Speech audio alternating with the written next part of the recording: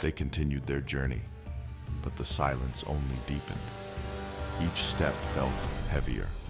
Their packs seemed to grow more cumbersome, as if the very weight of the forest itself was pushing them down. "Ben," Sarah whispered, her voice quivering slightly. "This is really starting to freak me out.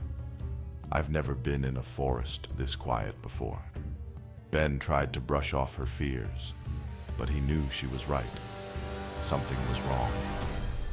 As they walked, they passed a grove of trees that seemed even more twisted than the ones around them. The trunks were bent unnaturally, as if some great force had warped them into strange shapes. And when they looked closely, they noticed the bark had an odd dark hue, like something was growing inside the trees themselves. It was a grotesque, almost unnatural sight.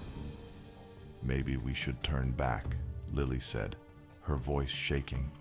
"This doesn't feel like a normal forest."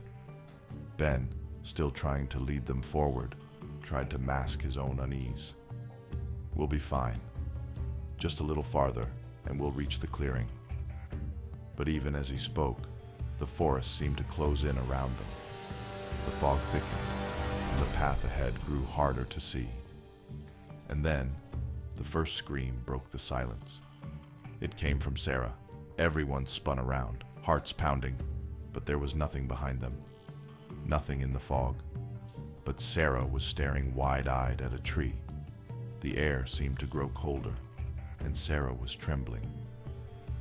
"There's something in there, something watching us."